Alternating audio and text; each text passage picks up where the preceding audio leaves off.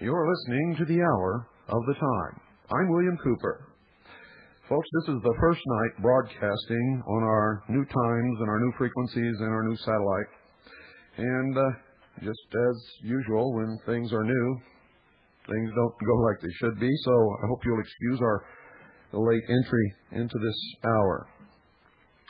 The problem is not with WHRI or with The Hour of the Time, but with coordination of cues and things like that. So we'll get used to that as time goes on, folks. But let me tell you what our new schedule is and what our new broadcasting frequencies and satellites are, so that you'll know where we can be heard and you can switch back and forth and find the best frequency for you. At 8 p.m. Eastern Time, which is 7 Central, 6 Mountain, and 5 Pacific, we will be broadcasting on 7.315 megahertz, WHRI, Indiana. That's 7.315 megahertz. You can hear us on this frequency at 8 Eastern and midnight Eastern. 8 Eastern and midnight Eastern Standard Time. You can also hear us at this time on Galaxy 4, Channel 15, 7.55 megahertz. That's Galaxy 4, Channel 15, 7.55 megahertz. You'll hear us on that satellite also again at 11 p.m. And at 11 p.m. we will also be on 7.64 megahertz as well as 7.55 megahertz on Galaxy 4, Channel 15. At 11 p.m. tonight, you can also hear us on Galaxy 3, Channel 17, 5.80 megahertz. That's Galaxy 3, Channel 17, 5.80 megahertz, as well as shortwave Worldwide Christian Radio WWCR Nashville, Tennessee at 5.065 megahertz. That's at 11 p.m. Central Standard Time. That's midnight Eastern. And we will also be heard at midnight Eastern at 7.315 megahertz and 9.930 megahertz, the WHRI transmitter in Hawaii. So, folks, here are the frequencies: 7.930, 7.315, 5.065, and satellites Galaxy 4, Channel 15, 7.55 audio and 7.64 audio. And Galaxy 3, Channel 17, 5.80 megahertz. Folks, if you think tonight is really a bad night, occult-wise, or religious-wise, or if you think it's great fun and really neato, and I know all the kids are out trick-or-treating right now, you're going to learn, no matter what you believe, that real life is much more interesting and a lot scarier than anything you ever dreamed could happen on Halloween. Don't go away. I'll be right back.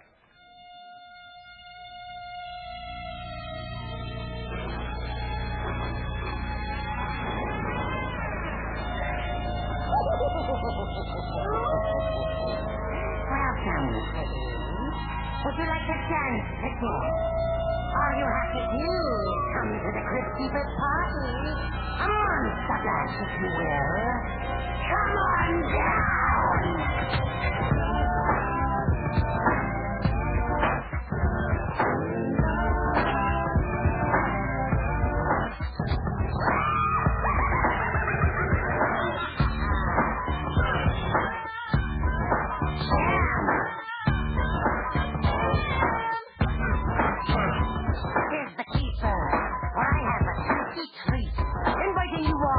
a feast. Only the best of fiends can come. We'll have tons of fun. So come on down to the Keeper's View. I'm sure it will get rave reviews. Be on time if you can. Because this is the Crypt Jam. Crypt Jam.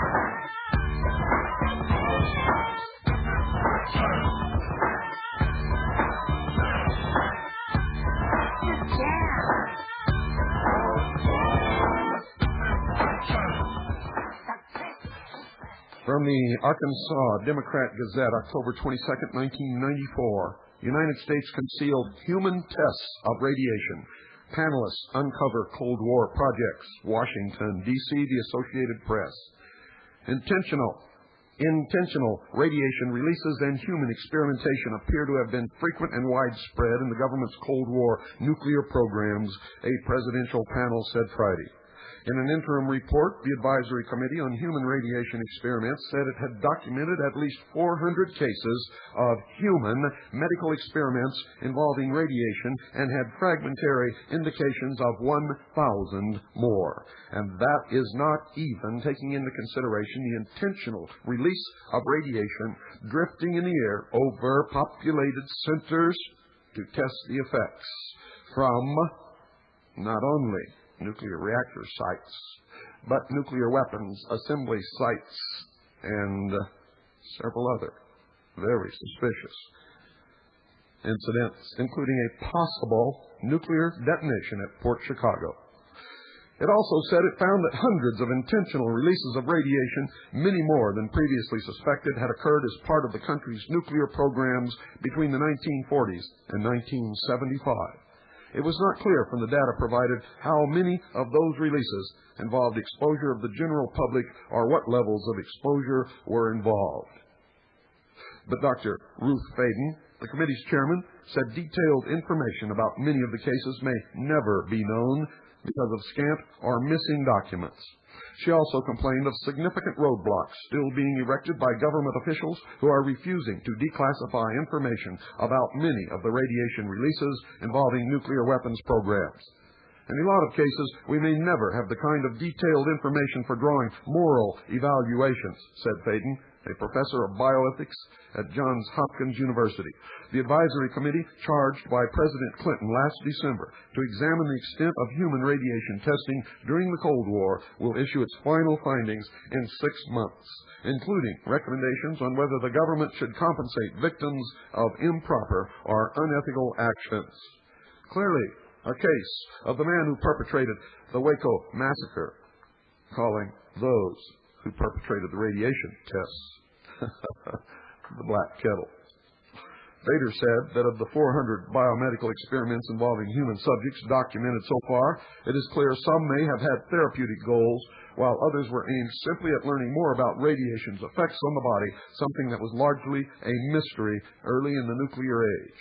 In many cases, it remains unclear whether the subjects had given proper consent in many of the experiments, she said.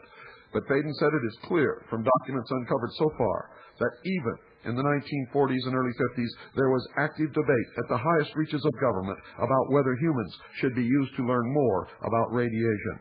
There were clear policies in place to safeguard subjects, but in some instances, these policies were not followed, Faden said in a news conference. She and Daniel Gutman, the panel's executive director, said while there are gaps in the information about medical experiments, even less information has been made available about the intentional releases of radiation, largely stemming from the government's nuclear weapons programs.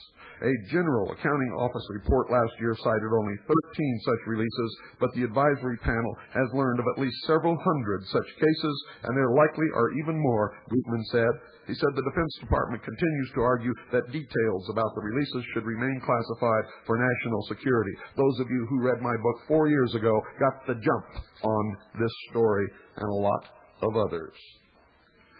Arkansas Democrat Gazette, October 17th, 1994. Students breathe radioactive gas at plant. Students breathe radioactive gas at plant. Wiscasset, Maine, a nuclear power plant, has discontinued tours after members of a college chemistry club were exposed to radioactive gas. A spokesman for the Maine Yankee plant said there was no health threat. How would you like to be exposed? A radiology expert said the exposure could put the students at greater risk of developing several forms of cancer. The 10 students from the University of Southern Maine Chemistry Club were exposed to radioactivity Tuesday when they passed through an area in which rubidium gas had been released, said Joseph Quattrucci, the club's president. Maine Yankee spokesman Marshall Murphy said no one received a measurable dose of radiation. The gas dissipated quickly and posed no health threat, she said. However, Ernest Sternglass, professor of radiology at the University of Pittsburgh, said the danger lies in the likelihood that the students inhaled a radioactive substance, and I second that emotion.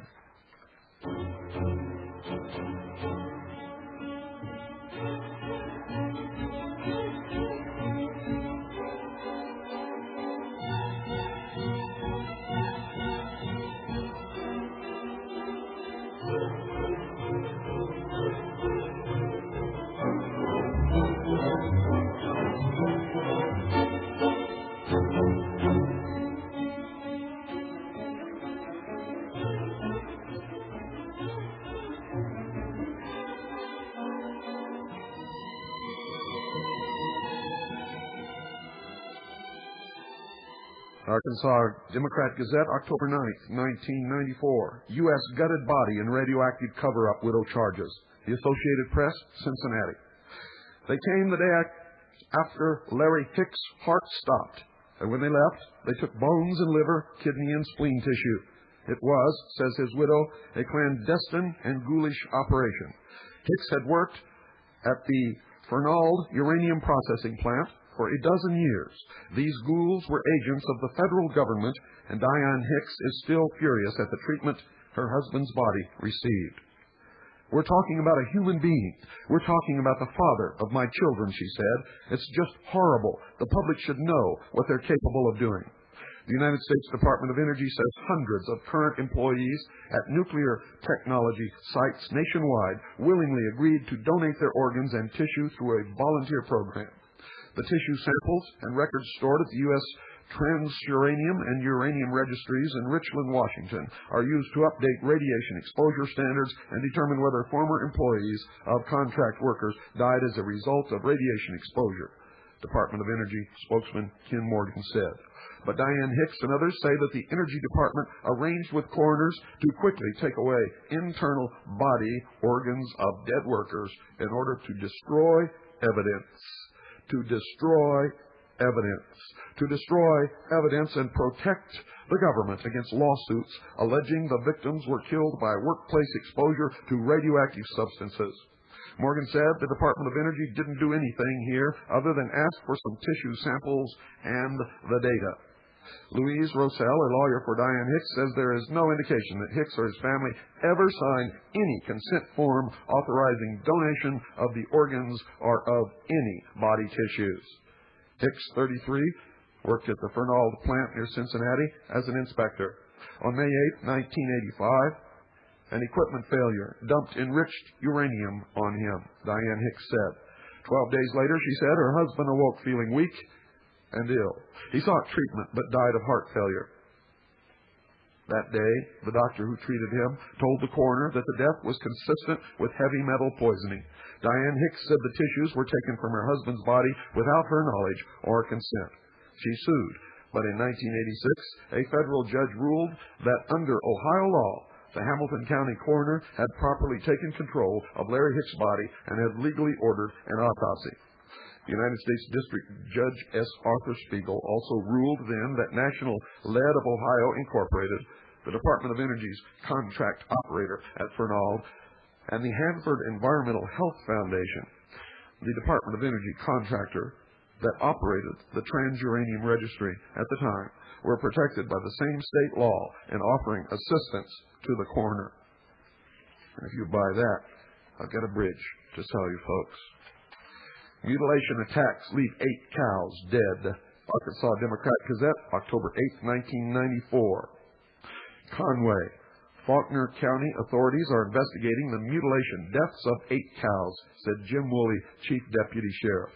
In some cases, organs were removed from the cows. Woolley said, Willie said one cow, owned by Jim Bollier, was discovered in the Mill Creek Bridge area near Guy, and the other 7 were found near Valonia.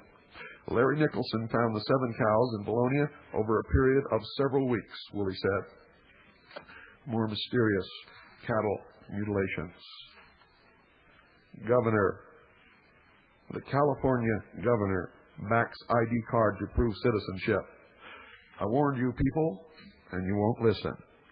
Everybody in California had better listen to this. Thursday, October 27th, 1994. Since you won't listen to me, maybe you'll listen to the Arkansas Democrat Gazette.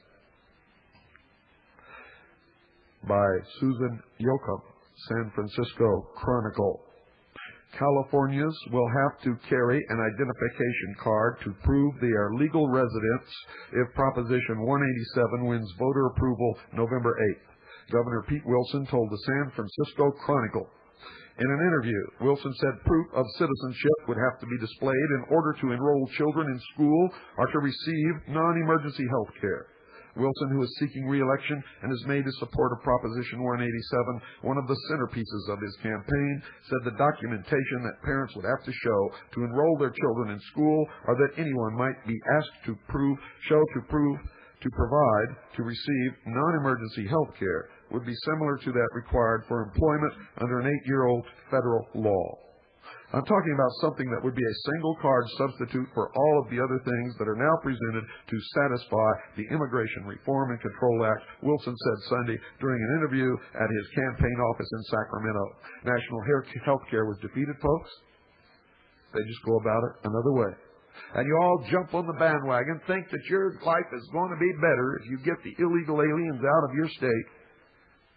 And while you're doing that, they're going to sneak in total control in the form of an identification card that for the first time in the history of this country, Americans will be required to carry, to prove that you're an American, to prove that your child can go to school, to prove that you're entitled to health care, to prove that you can work. And if you buy into this, you're going to get exactly what you deserve. And I mean, folks, exactly. Again, Arkansas Democrat Gazette, Thursday, October 27th, 1994. And you should ask your local newspaper why any of these stories did not appear on their pages. Seized land gets sheriff $41,484 check. You better listen carefully, folks. And then you'd better read the United States Constitution, for it's illegal to seize property without just compensation. Unconstitutional, in fact. Democrat Gazette, Fort Smith Bureau, Fort Smith, Arkansas. U.S. Attorney P.K. Holmes III gave Sebastian County Sheriff Gary Grimes a $41,484 check Wednesday from the sale Friday of 27.71 acres seized from a drug supplier in January. Grimes said he would use the money to buy more equipment, like cameras or vehicles, to use in drug surveillance and other operations. Grimes' office received 80% of the proceeds of the sale of the property after administrative costs and a $30,000 lien were subtracted, Holmes said. The sheriff's office arrested Richard Alona Nelson at his rural Greenwood farm January 28th and seized 46 grams of methamphetamine or crank from inside Nelson's mobile home. Nelson pleaded guilty April 22nd in federal court to possessing methamphetamine with the intent to distribute and was sentenced July 21st to 5 years in prison, 4 years of supervised release, and a $4,800 fine, Holmes said. And for those of you who think he got his just desserts, it is unconstitutional. It is not right. It is illegal to seize property without just compensation. No matter what you did, it is unconstitutional. And they don't tell you about the hundreds and thousands of innocent Americans whose property was seized and sold at auction, including bank accounts, RVs, automobiles, homes, vacation homes, property, land, ranches, boats, trailers, simply because someone said that they were drug dealers. Many of them were never charged. All of them innocent. And they can never get their property back, and it can happen to you tomorrow Why? Because you're sheeple. Haven't I told you that before?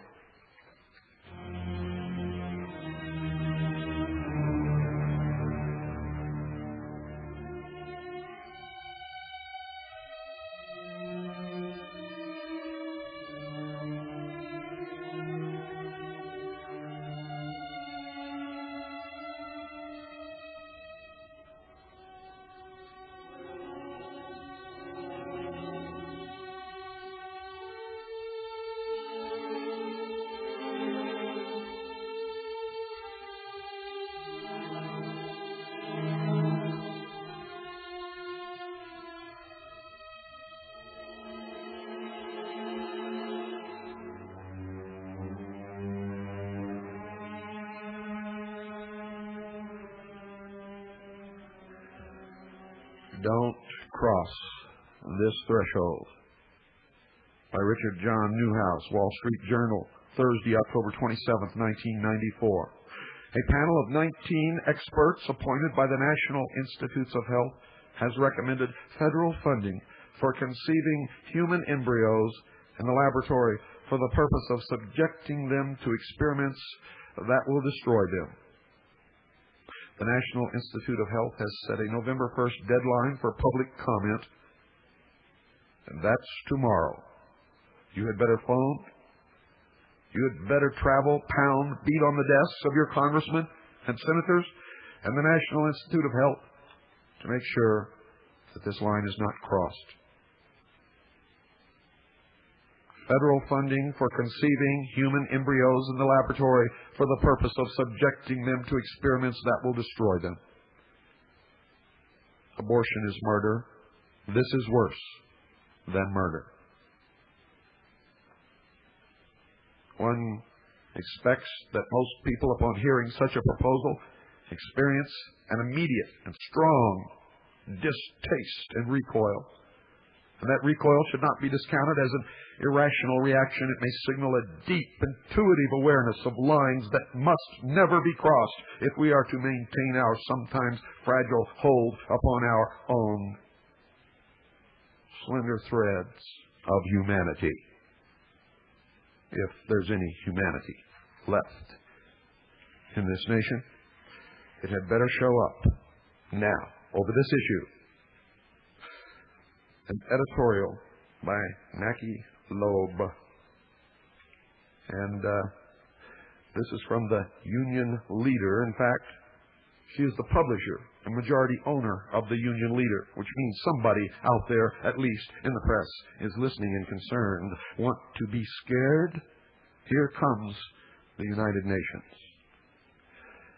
If you want to be scared, you do not have to wait until Halloween. The real boogeyman to worry about is the United Nations, which last week took another step toward establishing sovereignty over our country when a United Nations Commission met to investigate racism in the United States. Granted, the United States does not yet have the authority to establish laws here concerning our handling of our internal affairs. Granted, it has not yet proposed to punish us if we fail to comply with its demands. However, didn't the United Nations do just that in Somalia, in Bosnia, in Haiti? And didn't we, as members, leap to the forefront when punishment was called for? 20 years ago, we never would have believed that our troops could be put under command of a foreign power, yet today our servicemen and women, some wearing the blue helmets of the United Nations, are being asked to risk their lives in combat under just such circumstances. The United Nations is an unwieldy conglomerate of many nations that is above the interests of any single nation, ours included. It loves our money but hates our having the position as leader of the free world. Witness the fact that the majority of its members have continually voted against the positions of the United States of America. Jealousy makes for bitter enemies, and we suspect that most United Nations members would relish the thought that we might get our comeuppance, be it by Racism Committee or World Trade Police, made up of our own soldiers. We are still a free nation, and we want to remain that way. To do so, it is vital that we recognize the United Nations as a real threat to our sovereignty and to our freedom.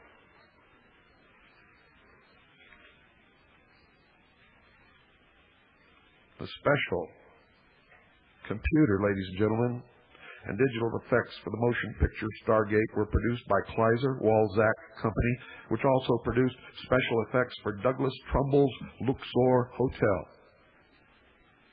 which was featured in a documentary produced by the Intelligence Service not long ago. As a companion to our 41 radio hour tape series entitled Mystery Babylon. The Hughes Hangar building in Long Beach, California was converted into the world's largest soundstage for filming Stargate. This building is located in Long Beach Harbor and was formerly the property of Hughes Defense Industries.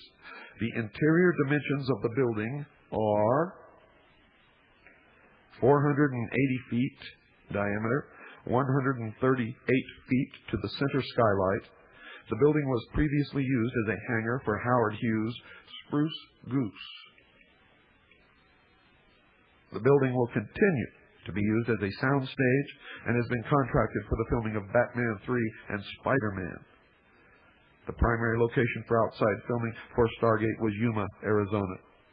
As an aside, the Hughes Defense Industries designed and constructed the two special-purpose ships known as Glomar Explorer and Glomar Challenger.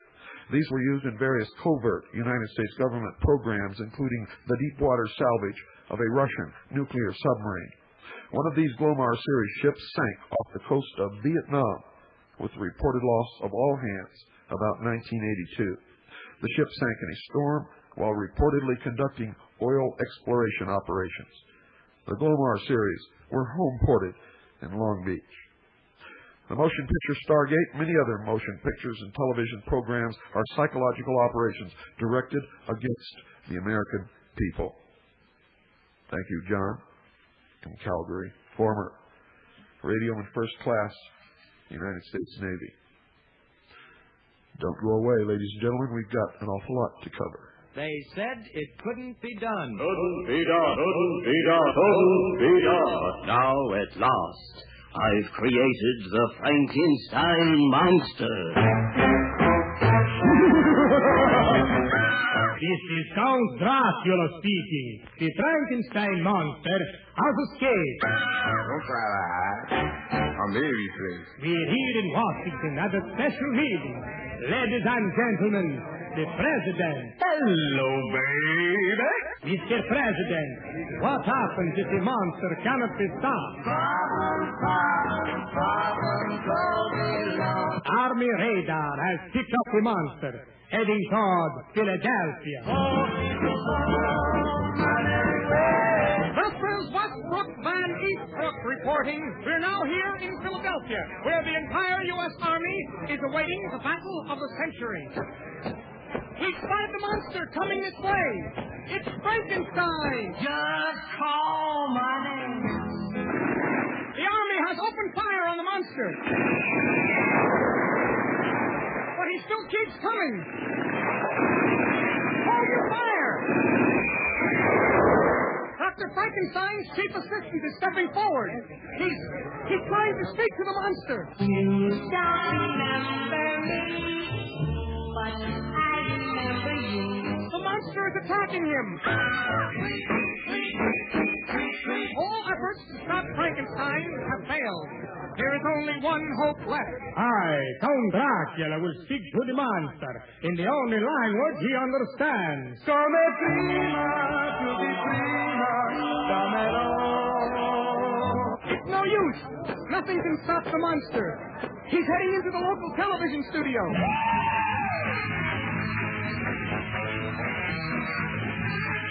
Frankenstein is dancing on bandstand. It looks like all the monster wanted to do was dance with the teenagers. Oh, baby, that's the one I like. Of course, the story you've just heard, well...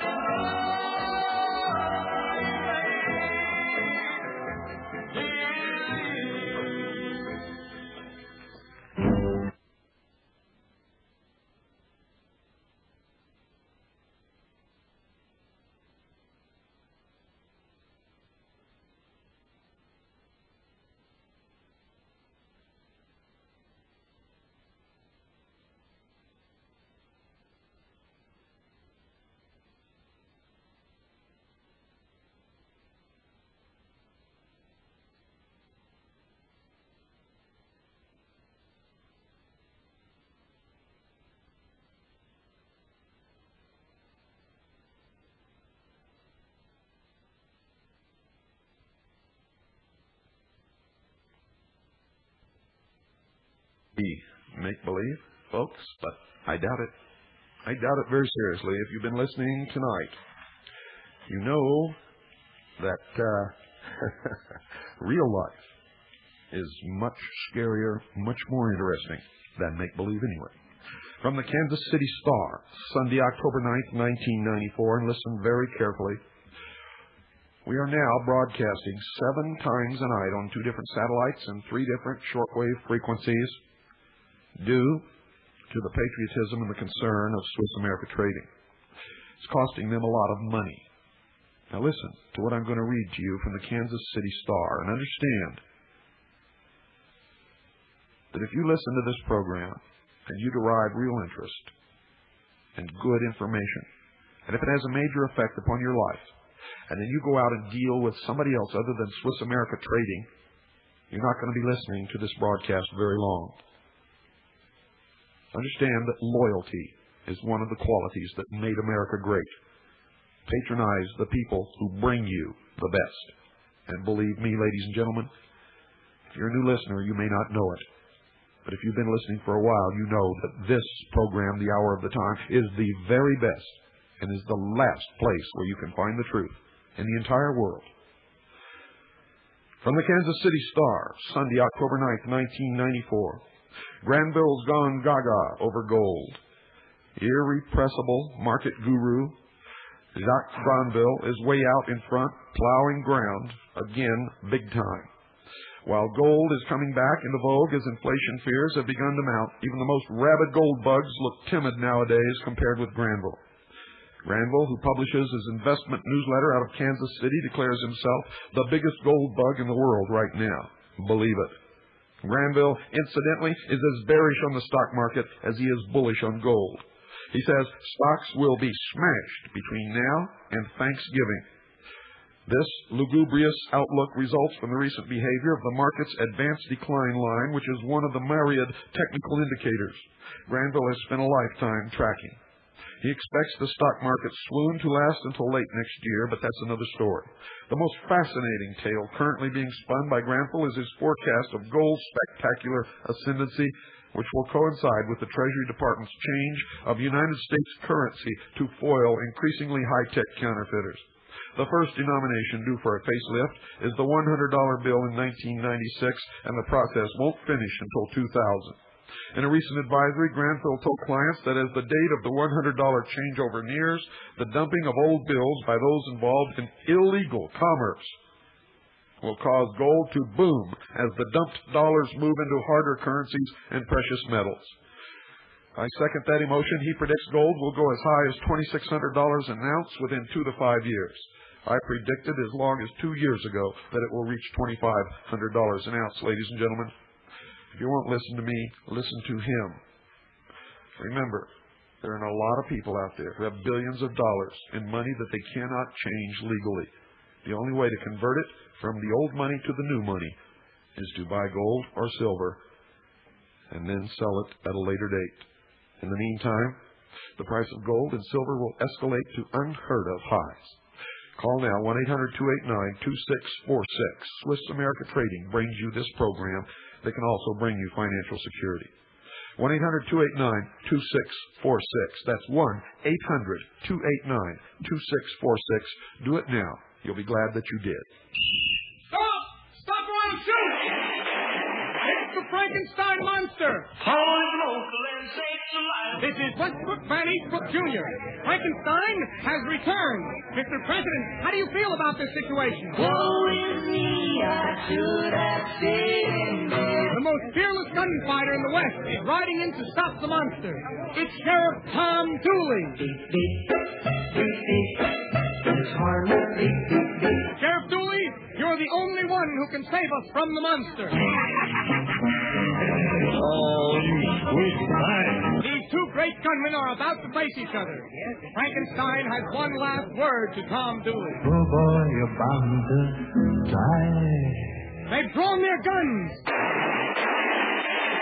As the smoke clears, only one man is emerging from the battle. It's Frankenstein. He's coming this way. This is Westbrook Van Eastbrook Jr. signing off.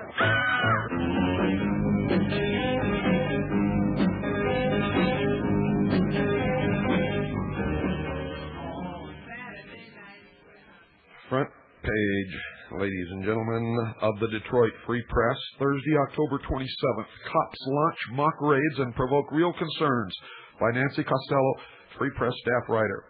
Some Cass Corridor residents were jarred out of bed by gunfire and explosions in an abandoned building behind their apartments last month. Most frightened tenants stayed inside, but some poked their heads out their windows to see what all the commotion was. Others went outside to investigate what was happening, and they were told not to worry. Police assured frightened tenants the web of men scaling the walls of the 4-story apartment house were merely police officers practicing anti-terrorist maneuvers. And where have you heard the warnings about that before? Folks, right here on this broadcast, the hour of the time, and in my book, Behold a Pale Horse. 4 years ago, I told you that these things would happen. I told you that patriots in the New World Order would be labeled terrorists, and that patriotism would be considered to be a mental illness. A mental illness. Recently, the ADL, the Anti-Defamation League of B'nai B'rith, proved me right when they issued a press release condemning all patriots as terrorists. Terrorists. Are you a patriot? You love the Constitution and the Bill of Rights? Are you going to take this crap? Now notice, folks, I didn't say Jews. I said the Anti-Defamation League of B'nai B'rith have labeled all patriots in this country terrorists. And guess what? Anti-Semitic.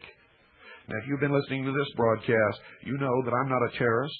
You know that I'm not anti-Semitic. And you know that I am a patriot. How about you? Do you have the guts to stand up and admit that you're a patriot now that you're going to be labeled as a terrorist and an anti-Semite by these traitors? The intention is one more chink in the armor of the sovereignty of the United States of America, and to shame people. To shame people so that they will never refer to themselves as patriots. But only yellow-bellied cowards will fall for that. Do you have guts? Are you an American, or are you a coward? We'll find out in the coming months and in the coming years. Arkansas Democrat-Gazette, October 18th, 1994. Lord Rothschild was a traitor, the book says. London, a new book argues that banker and World War II intelligence agent Lord Rothschild, who died in 1990 at age 79, was part of a post-war British spy ring working for the Soviet Union. Rothschild was the notorious fifth man in the ring that included legendary spy Kim Philby. Australian writer and documentary filmmaker Roland Perry says in the book entitled The Fifth Man. From the Psychiatric Times, October 94. Psychiatric records may go to new regional health data banks. They're putting together a centralized data bank on every person in this country. Provisions in House and Senate health care reform bills would probably require psychiatrists to send patient records to the new regional data banks. Those bills would create the data banks called Health Information Protection Organizations. It would be the cornerstone of new efforts to determine when medical treatments are cost-effective, as well as to facilitate payment within this new federalized health system. And if you buy that, I get another bridge to sell you. From the Arkansas Democrat-Gazette, Monday, October 17th, 1994. Middle school sex quiz goes too far, parents complain. Hampton, Virginia. Susan Leonard was horrified when her two sons, a 6th grader and an 8th grader, started talking about being quizzed in school about their options if they got a girl pregnant. She got mad when the older boy said he was forced to answer, even though he objected. It comes across that when you date, it's a given that sex is involved, Leonard said. My husband and myself are trying to instill that this is unacceptable. Leonard isn't the only one who's angry about the questionnaires given in the past few weeks to all Hampton middle school and some high school students. The questionnaires are designed to test students' knowledge about the legal and financial responsibilities of teen pregnancy. The questionnaires have caused such an uproar that the Hampton Council of PTAs has scheduled a special meeting November 1st to let parents discuss the issue with authorities. And I'm trying to see here if they have any questions. Oh, here we go. Leonard, whose sons attend Eaton Middle School, said she would have gotten her children excused. Even the questions that focused on the financial burden of a teen pregnancy were inappropriate for her 14-year-old, let alone her 11-year-old, she said. One of the multiple-choice questions for 6th grade boys asked students what they would do if a pregnant girlfriend accused them of being the father. Quote, "You are not sure you are because she dated other guys during the same time you were seeing her," it says. "On what grounds can you deny that you are the father?" It then lists 5 options, including calling the girl a liar, basing paternity on the results of a blood test is the correct answer. "I never thought this would be covered on a 6th grade level," said Diane Harbulac, mother of a 4th grader and a 10th grader. "Everyone I talk to is livid." Well, folks, you're going to have to make up your own minds. And this is sad. I was in Waco, Texas, and covered what happened there with my wife and my daughter, Pooh. Also there was Linda Thompson and a handful of other people who really understood what was happening and cared. Most of the nation bought the propaganda and the lies handed out to them on a silver platter by the government. And I heard Christians say, in the nation that our forefathers created in order to escape religious persecution in the old world, I heard Christians say this, quote, "They were just a bunch of religious fanatics and they got what they deserved," end quote. Now listen to this. News release, Waco, Texas. Burial of the Branch Davidian bodies, the ones that were not claimed. Today, with the beginning of daylight and the downpouring of rain, 27 graves were dug in the Restland Cemetery, the Paupers Graveyard in Waco. In attendance were all the local Branch Davidians, some Branch Davidian supporters, and about a dozen from the press. The justices of the peace who were in charge of the autopsies announced on television that the bodies would be buried with dignity. Not so. The sheriff's department had cordoned off the dig site with yellow crime scene tape to keep onlookers some 100 feet away. And this was the first assault upon the dignity of the dead. They cordoned off the dig site with yellow crime scene tape. When is enough enough? When the backhoe completed the hole, which was only about 5 feet deep, the black van backed up to the grave, and in seconds the box would be in the ground, with the backfilled dirt being immediately dumped in. When each site was completed, a metal placard was stuck in the ground. There was no announcement, no ceremony. No information was given as to which body was being buried. In fact, we didn't know who was buried until the digging was complete and the cleanup was finished, which was about 2 p.m. when they allowed us to view the markers. Earlier, we made a vain attempt to learn when the Jones bodies were to be buried, as the 2 children of David Jones were to witness his burial. Finally, the deputy sheriff said that David was already in the ground. There was no dignity, no respect, no concern. Of the 27 graves, 5 were marked unknown, 2 were marked unknown Martinez, and 1 was marked unknown Martin. 1 grave had 2 bodies marked Cyrus and Star Howell. The justices had repeatedly stated that they had 3 bodies they could not identify. So now we have 8 unknowns. First, we were told that they had 19 bodies in the freezer, then it was 21, then it was 30 bodies, then it was 30 plus 4 or 5 random bodies, then it was almost 40 bodies. Now, if we are to believe these consummate liars, they buried 20 bodies. What happened to all the others? Is it possible that some of these boxes are empty? What are they hiding? Why were the justices conspicuously absent today? Even without the tissue and fluid samples, these bodies can reveal important forensic evidence as related to the gunshot holes. The issue is that many of the bullet holes to the victim's head were .45 caliber. The Branch Davidians, ladies and gentlemen, did not own any .45 caliber guns. The belief is that a CERT team was in the building just before the fire to murder these people. This event was a healing for some, sadness for many, helplessness for others. But for the writer of this article, it's the culmination of rage and contempt. I say unto you that none of us are safe from the tyranny that is sure to come. We all will have some serious decisions to make in the coming months.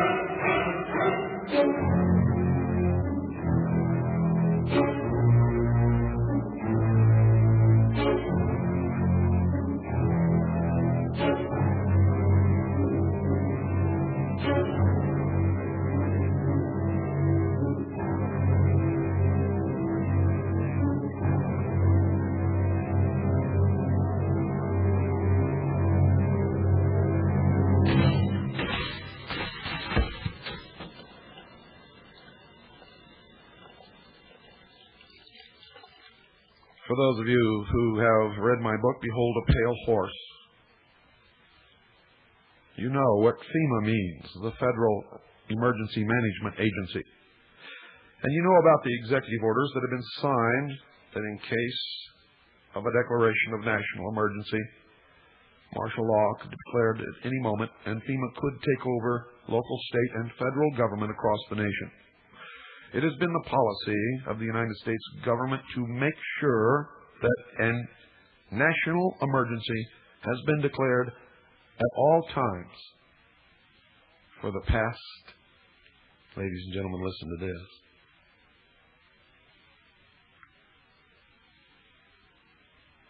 for the past 61 years.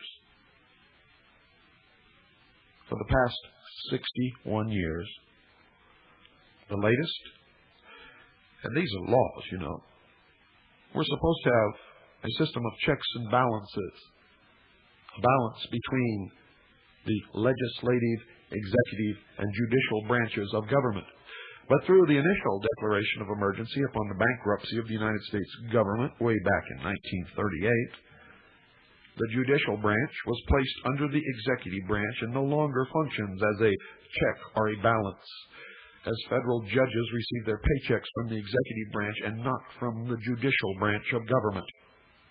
And that is when you began to see for the first time flags with yellow fringe in our courtrooms, denoting an equity court sitting under admiralty jurisdiction. This was consummated with President Truman, signed, and then the United States Senate ratified the United Nations Treaty, followed closely by the United Nations Participation Act, which was pushed through Congress, signed by President Truman, and became the law of the land. And I have documented on this program the hour of the time, and you've heard it nowhere else, that by interpretation of Article 6 of the United States Constitution, this treaty takes precedence over the Constitution. And ever since, we have been slowly propelling ourselves through being manipulated by those who really know, manipulating the sheeple who know nothing, into a one-world, totalitarian, socialist government. And now, the President writes law. If he cannot get what he wants through Congress, he writes executive orders, which then become law. And that is unconstitutional. All of these things are legal under the United Nations Charter, but not under the Constitution. So there are no longer any checks and balances in this country, and the Congress, ladies and gentlemen, the House of Representatives and the Senate function only as a rubber stamp for the executive branch. And whatever the executive branch determines it wants done is enforced by their arm known as the Justice Department. And now President William Clinton, a proven Marxist, a draft dodger, a socialist Marxist par excellence, has written Executive Order number 12923. 12923 of June the 30th, 1994. And let me read to you the first paragraph of this executive order. Maybe, just maybe, it might help some of you reach a conclusion that many of us reached many years ago. And by the way, folks, before I read this, let me tell you, if you would like to read my book, over 500 pages of the most suppressed, most well-documented, hidden information ever published in this country, entitled Behold a Pale Horse. If you're a member, send $20. If you're a non-member, and you know if you are or not, send $25. It's post-paid. To the Intelligence Service, make checks or money orders out to Annie, A-N-N-I-E. That's A-N-N-I-E. Send it to the Intelligence Service, Post Office Box 1420. That's P.O. Box 1420. Sholo, spelled exactly as it sounds, Show and Low, Arizona, 85901. That's $20 if you're a member, $25 if you're not a member. Big checks or money orders out to Annie, A-N-N-I-E. Send them to the Intelligence Service, Post Office Box 1420, Sholo, Arizona, 85901. The name of the book is Behold a Pale Horse. I'm William Cooper. And now, Executive Order 12923 of June 1994. And I quote, by the authority vested in me as President by the Constitution and the laws of the United States of America, including but not limited to Section 203 of the International Emergency Economic Powers Act, 50 United States Code 1702, I, William J. Clinton, President of the United States of America, find that the unrestricted access of foreign parties to United States goods, technology, and technical data, and the existence of certain boycott practices of foreign nations in light of the expiration of the Export Administration Act of 1979, as amended, 50 United States Code, App 2401 et sequitur, constitute an unusual and extraordinary threat to the national security, foreign policy, and economy of the United States, and hereby declare a national emergency with respect to that threat. If that is true, ladies and gentlemen, why is the United States government propelling us into treaties such as NAFTA and GATT? Answer that, and I'll give you both bridges and throw in a third. Good night, ladies and gentlemen. God bless you all.